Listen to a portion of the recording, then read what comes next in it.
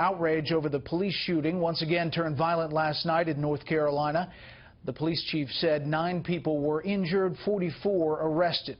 Overnight during the protest that turned into riots at times throughout the night with looting as well. And just now coming into Fox, we can confirm that Scott's family was shown that police video of the shooting this afternoon.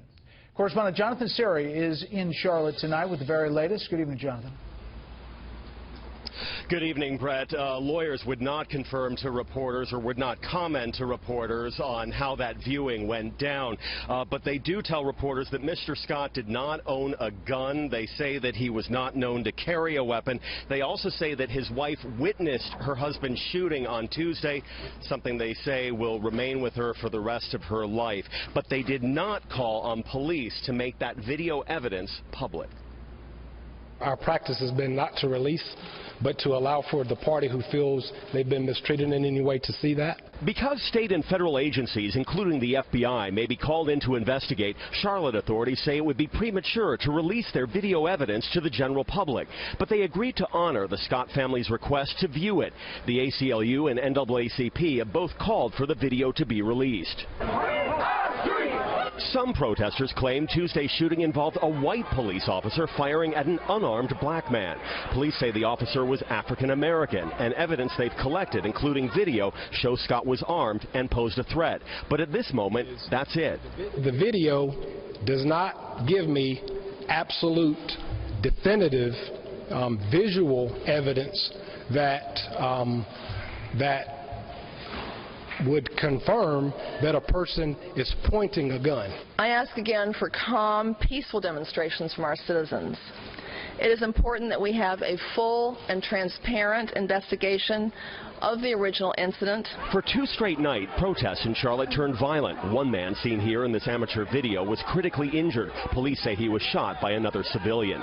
In Washington, the Congressional Black Caucus called on the Justice Department to stop what it calls an epidemic of killings of young African Americans at the hands of local police. Every case is different, so I'm not going to be able to outline for you what would make us open a full investigation in Charlotte or when that might occur. Attorney General Loretta Lynch announced the DOJ will be on the ground in Charlotte to offer technical assistance and support to the Charlotte Police Department. Local officials say they do not see the need to impose a curfew at this point, but some businesses in uptown Charlotte, including Bank of America, took the added precaution of advising employees to stay home. Other businesses had no choice. Looters smashed into this uptown Charlotte variety store. After police investigated the scene, officers helped the owners clean up the damage, offering perhaps a glimmer of hope for calmer days ahead. Keep our citizens safe and also ensure that our police officers are treated with respect, and also to ensure that there is no further destruction of property, and those who destroy property or hurt other people will be dealt with.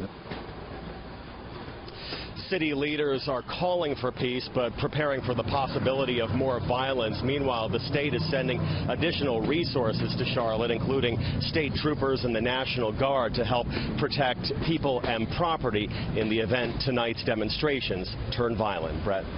Jonathan Seri live in Charlotte.